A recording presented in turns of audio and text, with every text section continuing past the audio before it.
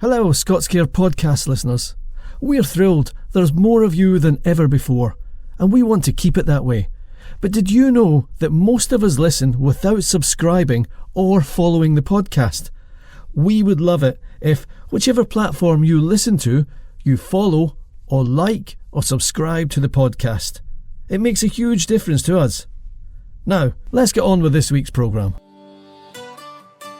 Hello, I'm Marcus Railton, and welcome to Series 3 of the ScotsCare podcast.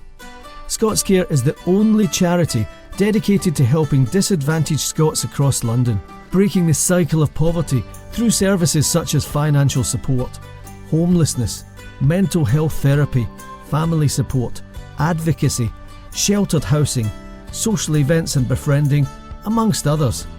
In the new series, I'll be chatting with guests from all backgrounds, all with one thing in common: Scottish roots. Listen to the ScotsCare podcast to hear their story. Welcome to today's episode. My guest is Lawson Muncaster, the Managing Director and co-founder of City A.M, London's daily business newspaper. Lawson spent his career shaping how business news is told in this city. And with City A.M, he's built a publication that has become a real fixture of London life. His energy, vision and entrepreneurial drive are at the heart of its success. Now, I have to tell you, recording this interview felt a little bit like hanging onto a runaway train. Lawson speaks quickly, passionately and with such enthusiasm that you can't help but be swept along. So buckle up and enjoy this lively conversation. We started off at the beginning, which is always a good place to start. We talked about his dyslexia, which he's very open about, and how it's changed over the last 30 years, how people have recognised it and how people are more educated about it. He spoke about how it actually helped him in many ways, as well as the obvious downsides. He told me how he found his career path, and the answer may surprise you. It wasn't through university, it wasn't through a course, it was actually through meeting a man in a pub, which I really liked. We chatted about leadership, different styles of leadership, and how he leads the troops from the front, and he would never ask anyone to do anything he wasn't prepared to do himself. Hugely admirable. He was very honest and very candid about the pandemic and what that did to the business at City A.M. City A.M. came out of the pandemic with debts of £1.2 million. But he talks about how it allowed him to reinvent the business for an online audience and really address the future of newspapers. So here we go with Lawson Muncaster, like a runaway train, on the ScotsCare podcast. ScotsCare. Hey Marcus. Hello. How are you, sir? I'm good. Lawson, thanks for doing this. No problem at all. I'm delighted to be here and hope I can help in our crusade of helping Scots in London. Well, do you know what? I wanted to kick off and ask you where you grew up, because I knew that your dad, because when we were talking earlier, you said your dad was an oil man who worked for Shell. So did you grow up all over the place, or was your upbringing mainly Scotland? I've got quite a rags to riches or silver spoon knock kind of lifestyle. I was born in Largs in Ayrshire. My father was the first of our family to go to university. He was a very bright man, PhD, etc. By the time he was 20-odd. Became a professor at Glasgow Uni. And then my mother basically put pressure on him to leave the West. At the time in sort of the early 70s, UK PLC and especially Scotland was a pretty poor place. And luckily, Shell took him the second time asking. We moved to Holland. So I went to school in Holland. And then moved to Brunei, where I was schooled there till the age of 8. And then schooling finished in the Shell world. And so one of the perks of the job was you can argue it's a perk or not, I don't know. But I was sent to boarding school in Scotland. So I went to a small prep school called Aberdeen. And then from that proceeded to go to Gordonston. So I had 10 years of, a very different upbringing than most. I look back on very fondly, friends for life. And then intermittently, you obviously went home for holidays, so living in Brunei, then on to Oman, then back to Holland. And then by that stage, I'd left school and I ended up in Glasgow, where I got my first job at Scottish Television. But let me ask you about your child, a wee bit more about your childhood, because you moved around a lot. And one of the things I read about you, and something you've been very supportive of, is, you know, children with dyslexia, because you're dyslexic, aren't you? Yeah. Yeah. So you grew up in the 70s and 80s. You've spoken about having dyslexia. You moved around a lot. Dyslexia wasn't as well recognized or supported. Did that make your education any more difficult? I think I learned that I had something, but I suppose I had the confidence to learn in a different way. I mean, I still can't read a book. I mean, I can't read a page, and then the second page, I've kind of forgotten what the first page was. And that transcends into music as well. It's very difficult for me to understand lyrics or even remember the lyrics. So everything's done on a parrot fashion basis. And it wasn't until I joined CNN in 2000, I think, where the psychometric test came back and said, you have a very strong form of dyslexia. So I was probably the best part of 30 years old before I knew that that was what the problem was. The good point about the dyslexia was I learned to understand people better. And I think I can get to a line between the person and me, the social line you never go across. I think I can get to that line quite quickly, which has helped me in my career, trusting people and engaging with people. From a public speaking point of view, I can't read from notes. So I need to think about what I'm going to say for, months or whatever I've agreed to do. And I kind of have to know the audience. But the only thing I know before I go on stage is who am I addressing? Is it lords, ladies, Mr. and Miss, whatever that may be? And then I really don't know what I'm going to say.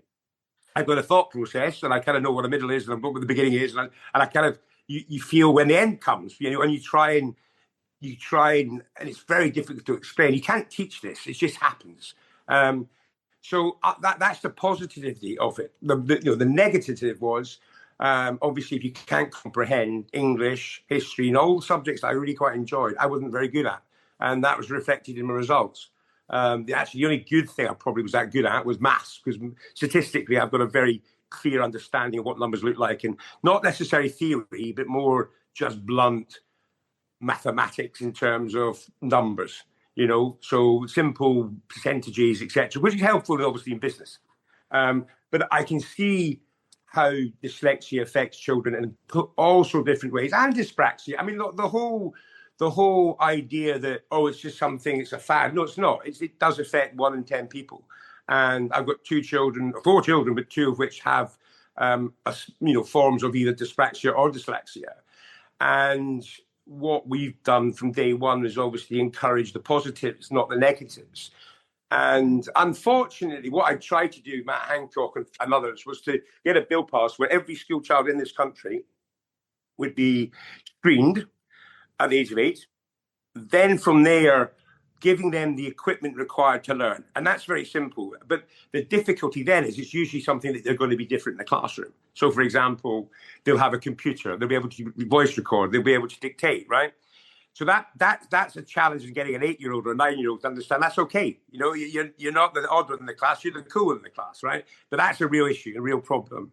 And then the latter part is obviously when education's finished. And I'm not saying they should go to university or not. That's totally up to the child of the individual's life. But with these learning aids, they can get there quite quickly, or at the same time as children that don't.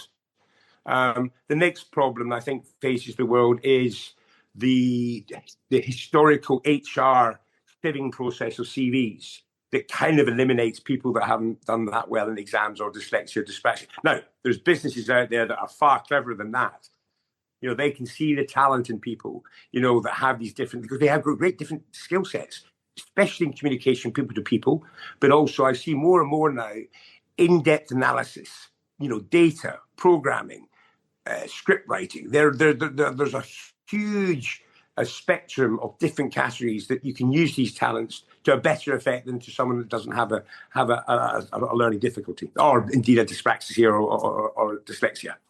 So were you lucky enough when you left school, like you said, you didn't do particularly well in, written standardized exams, and you went to STV as a sales guy. So yeah. Were you lucky enough to be found by somebody who was going to mentor you? And did you end up like selling through your gut rather than selling through a process? God almighty, you're quite good. No, I met a man in a pub after a Scotland-Australia game, and this guy was a guy called Andy Crummy, and I was struggling at a university, probably 7 or 8 weeks in, and he said, you should get into advertising. And I didn't have a clue what advertising was. I didn't realize that clients paid money to buy space in programs to advertise their product, right? Not a clue. And so, yeah, I literally took his number. I phoned him on the Monday. I went across to Glasgow on the Thursday. I met this guy who come up from London, the sales and marketing director. He asked me a very, odd question: why would I employ you and not a graduate? And my answer seemed to go down well. He asked me what 7% of 7. I do remember that as well, which I kind of knew because these things happen in life. And they offered me a job. So, and that's the sort of the murky, dirty world of media that I got myself into. But it was very much being found by somebody in a pub. And so there was no strategic thought process of me going into business. I suppose I really enjoyed the industry as a whole. I enjoyed people. I understood that a lot of the advertising world, in part the creativity side, which I really have a fond relationship with, but most advertisements can be placed in most businesses that are pretty homogenous in terms of the audience they have. So how do you make a difference?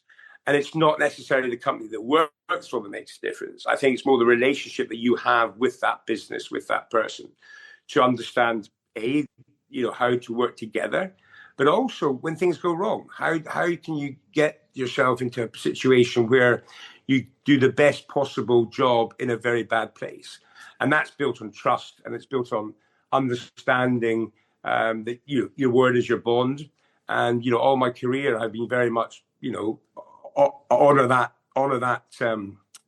commitment. And actually, as I've got older, even when I have staff that do something wrong externally, or do the inappropriate deals or whatever, I'll always back them. I'll always say we have to do it, because I think that it's important to maintain a relationship with the outside world that's honest, integrity, and all the things that I believe are very important principles of business. You and I, there's only a couple of years difference in our ages, and I kind of grew up. The first person who gave me a half decent job was Derek Jameson, the journalist. Yeah. Then I moved, and I was kind of mentored by Sir Nicholas Lloyd as well, and both of them were kind of. That's not a bad mentor. Well, do you know what? Listen, they were men of their time. Yeah, and so it was a certain type of management. And then I worked with Nick Ferrari for a while as well. And did you? Nick's a good friend of mine. He's a top chap. Well, he reminds me of you. Maybe that's what it is. Because I was he's. I tell you what, the two fatties got together a few years ago, and I share a lot of the similar views that he has. Yeah. And I think the back end of last year, I'm definitely going to say this. Before Labour got in, and we're sitting having lunch somewhere in London City, and we debate and talk about all sorts of things, and it's all about solving problems. It's not sitting there and saying people are bad. It's more about there is bad things. How do you make them better? And he said, "Crikey, I'm going to have some fun next year when Labour gets in." And we really didn't understand that statement was going to be so powerful. He's had and I think he represents the silent majority to an extent that is, I put him up there with, some of the best, or one of the best journalists in this country. I genuinely do.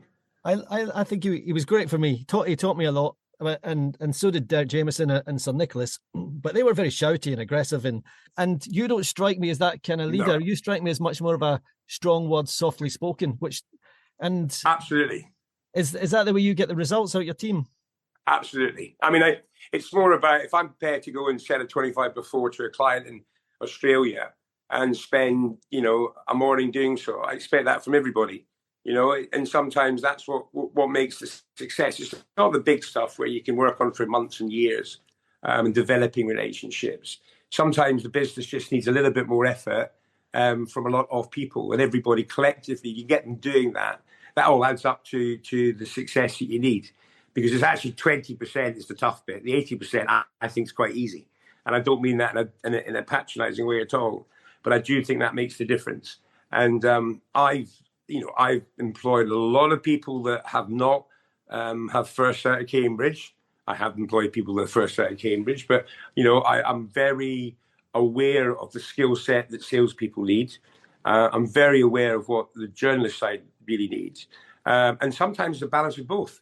I know a lot of. It's amazing. I know a lot of journalists who are actually dyslexic, but their understanding and their ability to get into the actual nitty gritty of whatever the topic may be on a balanced way. Right, that's another thing. I think with young journalists, sometimes they're inherently cynical left, and quite rightly so. I mean, that's how the education of our country sort of represents itself, if you like.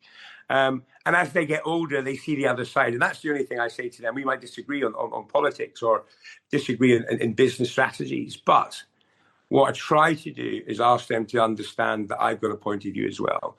And to be a great journalist, you've got to have those 2 points, and you have to recognise when someone's doing well. Love what ScotsCare does? Help us spread the word. Share this podcast, tell a friend, or give us a shout out on social media. Like and share our posts. The more people that know us, the more Scots we can support. Now talking to you, I can see how your influence shapes City A.M's editorial policy. And I'll tell you why I think that, because I think you talk about City A.M. being business with personality. And I think, well, first of all, I'd ask you, is that the secret sauce, the business with the personality? And when I read your newspaper, a lot of other newspapers tear people down. And it's so easy to say, oh, look at them. They look like shit in that dress, or they're not doing this right, or, we've built them up, now we'll tear them down. As a newspaper, you're very supportive. Yeah, I mean, I think Matt Moulding, when he bought us, I think, that was, 2 years ago now. But the whole process was, and always has been, is that our job, if you like, is to promote the good business community of the UK and UK PLC. I mean, the whole world of business is not necessarily that popular in society. People have opinions about it.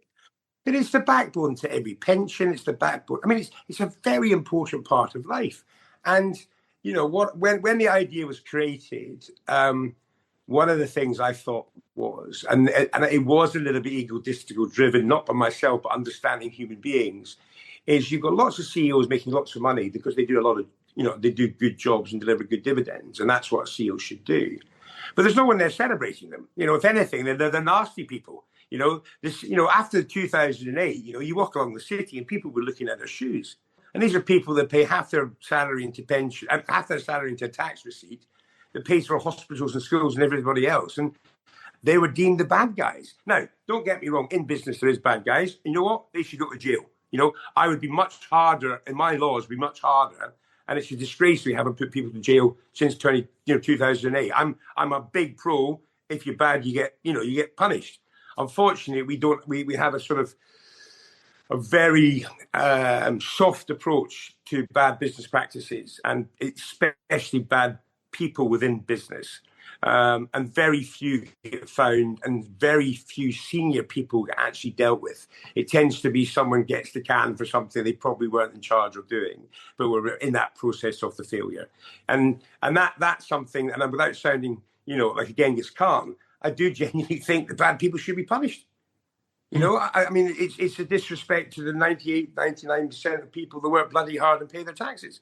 I heard you say on a podcast that you split your time between Berwick, which is beautiful, and London, right? And North Berwick in London, yeah, exactly. So I go to God's home country every week. So I have this love affair with a square mile in the city of London, and my wife thinks I'm nuts. She flies helicopters in Aberdeen, so we're a completely different type of animals. But she commutes to Aberdeen every second week to fly. So it's not as if it's, there's a similarity there. But I love coming down. I still, if I'm taking the train or from Berwick or flying down to City, I'm genuinely quite excited. Most people. That's what I wanted to ask you about, because, as you say, God's country. And in this podcast, the phrase that stuck in my mind when I listened to you, you said, I take a deep breath and I got on that plane or I got on that train. So there is a moment where you're thinking, could I take an easier path of course. here? Of course, absolutely spot on. And I could probably debate that, in my own head, once or twice a year, where I say, well, I'm 56 now, blah, blah, blah. But actually, you give me 2 weeks up in North Berwick on my own, right? And the kids are all out doing other things and my wife's away and it's just me and the two dogs. I promise you, I need to go to London. I mean, you just don't get this buzz, man. It's just phenomenal. I mean, you go to a pub on a Monday afternoon, then the whole market, for example, right? 1:00, right? It's full. It's diverse. It's young. They're drinking. There's passion. There's a feeling of, and it's not about prosperity and showing off. And it's, they're talking business. I love the insurance market. They still have to do deals with signatures, right? Really? So I call them people with long arms, right? Because they're always carrying files with them, and they're all bopping into, pubs. And I think that's magnificent. And it's a culture that, a lot of people look down on. I admire it. I would recommend any child that has any interest in business to try and get a job in the Square Mile. Let me ask you this thing. A word that's sprung up a couple of times when reading about you is the word survival. And I think you I don't know whether you have a love-hate affair with it, but you certainly thrive on it to a certain extent. And a couple of business people that we've spoken to before, we spoke about the pandemic, and that was tough for City A.M. because you carried forward like 1.2 million in debt. Was there a point where you thought, oh, this could be the end, or did you always think I'm climbing up the other side of this mountain? I think you lose 83% of your revenue overnight. That's quite daunting. But like anything, like problems come, you can't just sort of see it as a tsunami coming to you're all going to fall over and stuff. And the end of the world is nigh and all that stuff. The first point was actually, well, I don't have to print and distribute a paper. So there's some savings to be made there. So suddenly it's not 83% of the revenue, probably down to 25% of your revenue. Well, we still got an online product that we haven't invested any time and energy. And so it sort of refocused myself, a guy called Harry, our CEO, Christian May, our editor, who's back now, both of them back. And, it galvanized that an acceptance, right? That's probably one of the one things I give about the pandemic. I was dragging my feet in that whole space online, not because I wasn't thinking it was the future. It was definitely the future. I mean, when we launched the paper, we knew it was the future, but we felt that the paper would give the integrity to the business on a long-term basis. So, it wasn't set up for a quick buck. It was there to set up, and hopefully it'll have another 20 years after September this year. But what it did do was we could then say, right, we need to put a lot of time and effort into getting something that has the same kind of integrity that the paper had. So we had rechanges, remakings, making a better user experience, and actually probably learned from a lot of the pioneers who'd been in that space before us. Give you a classic example. An app would cost you, £100,000 20 years ago to make. It can be done for, almost nothing today. So if you see that sort of the efficiencies of development technology, that really did help us. And then nothing can go away from the fact that, when Matt Moulding bought us 2023, that capital injection basically allowed us to take the business onto different fronts, from magazines to podcasts to studios to apps to, it's just changed the whole dynamic. And it gives everybody the survival instinct still there, but it's much more proactive of being a business and how do we develop that relationship with our audience on a global context, a UK context, and a London context. And so that investment in journalism, where others are losing journalists, we're actually increasing that headcount, which is it's a huge benefit in the world of what we live in. I don't think we can continue to fight that fight every day. What we did during COVID, that couldn't go on. I certainly would have had more than a deep breath, put it that way. Drugs and alcohol can tear lives apart, but recovery is possible. ScotsCare offers specialist psychotherapy for addiction. Reach out to us today. I ask you this just out of interest. My son Noah, he's 16. He's just finished his GCSEs. I've never seen him read a newspaper. is there a future? And I don't mean this critically, Lawson. I just mean, what is the future for printed newspapers? His generation, the Gen, are they Z? Are they Z? I don't know what they are, but they're certainly not going to be newspaper readers. I think newspaper readers are getting older. There will be a newspaper market that shrinks and shrinks and shrinks. I mean, you just have to look at the tube now. You don't see people reading newspapers. I mean, they're all scrolling away. But also, I think with the paper, and you look at some of the Financial Times, I think they probably sell less than 7,000 copies a day now in London. That used to be 120,000. But they won't shut them because it adds to the integrity of the news brand, right? So, people ask me, in the world that we live in online, with fake news, this news, that news, AI, etc., the dumbing down of the content is getting worse, not better. So I think having a paper, it just gives you a little bit of a statement and say, this is who we are. And that integrity, if you like, I think manifests in so many different ways, including empathy from a reader to the brand.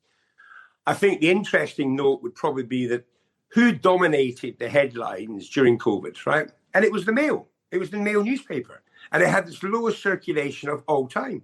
But every day it was on the front page of BBC, online, etc., of the comment the day that the government made.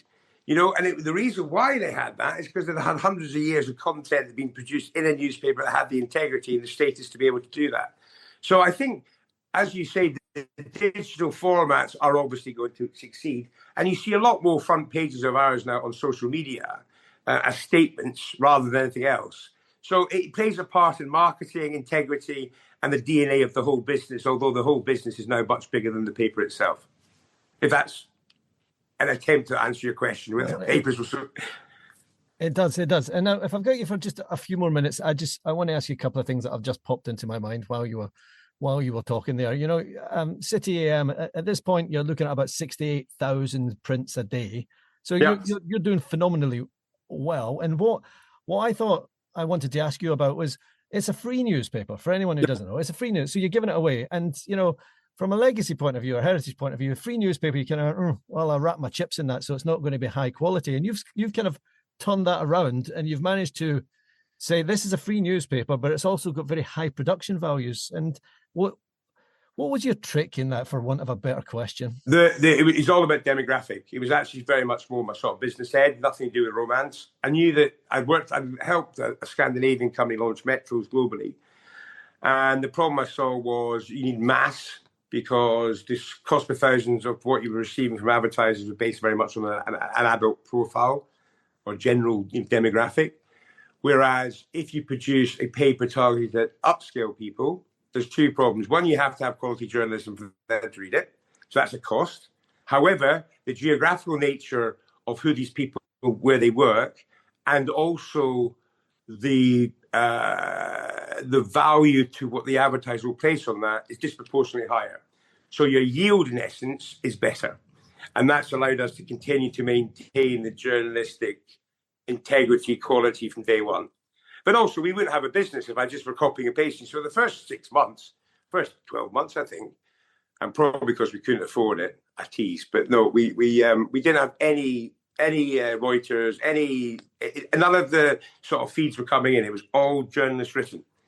So it was all original content. And I think that really helped us. And I think over the past 20 years, we've probably produced the alumni of maybe 200 business journalists throughout the whole world. That's not bad. And I think they look back on their time at City A.M with fondness. I think people underestimate good quality original content. I think people think they can punt it out on AI and it'll be fine, and it's not. No. AI is not the future. AI is a crossroads. It can be used effectively, but I think that what AI will do will allow the cream to come to the top, which that's basically any journalist who's good at what they do, they'll get more recognition. And I think if I was a journalist, I'd be very happy with the AI world. Yeah. Especially in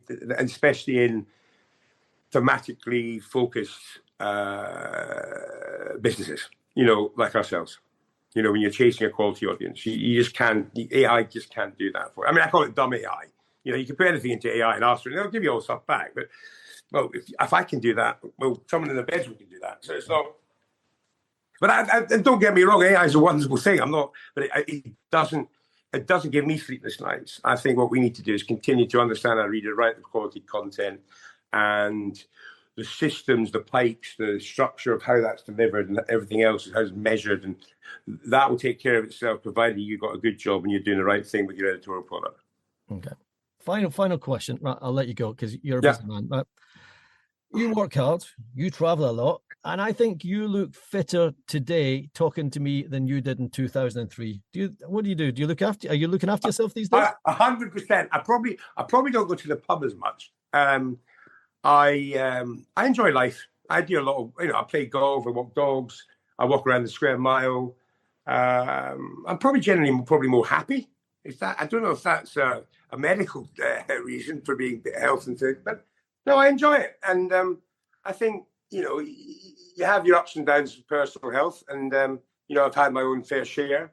But at the moment, I'm in pretty good shape. So I'm trying to do that and keep good and just, live day by day, a bit week by week, but enjoy it. It's important to live your life on a daily level and not think too far ahead, and don't strategize too much about next year in 2027. And, think about, we've got a paper to go out tomorrow.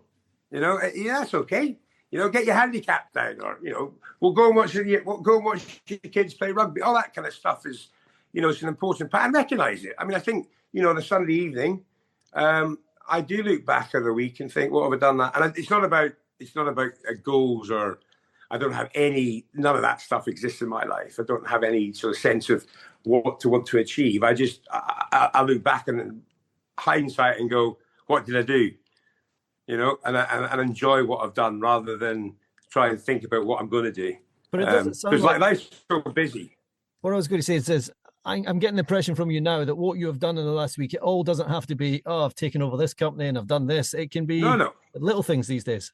Absolutely. And also, I've got a network of, a wealth of experience, a network of some really, really eccentric, different people, from all sorts of walks of life that keep me well grounded. I have the privilege of knowing some very wealthy individuals, some very, very high profile, famous people. I have great friendships and greenkeepers, and it doesn't really matter. I've got a full life, and I think it's testament to engaging with the whole of the whole part rather than just specific avenues you can go down. And don't get me wrong, I'm not saying people that do that are bad people. I just like looking around a little bit more, I think. And maybe because I've got an attention span of about 2 seconds. No, I think I know what you mean by that, but I think it's, and I always say this to people, I don't think it's about getting old. It's about getting older, and you start to appreciate it a wee bit more. So I think probably. Yeah. Well, Lawson, thank you for chatting to me today. It's been like, it's wonderful. It's also been like hanging onto a runaway train, but it's been interesting. Well, I hope there's some breaks there somewhere, Marcus. Thanks again. See you later. Take care. Bye-bye. Cheers. Could you help a fellow Scot in London? A monthly donation of any amount makes a real difference. Visit ScotsCare.com and click donate to sign up for monthly giving. Thanks for listening. And remember, if you don't need a service of ScotsCare, you might be interested in supporting the charity by donating or volunteering your time. It's easy to sign up. To do so, please visit ScotsCare.com. And next time on the podcast, I'll be joined by historian and broadcaster Alistair Heather. Alistair has a real gift for bringing the past to life, whether it's Scottish history, language or culture. He makes it feel immediate, relevant and fun. And he has a massive social media following. It's going to be a fascinating conversation, so make sure you join us for that one. Until then, bye-bye.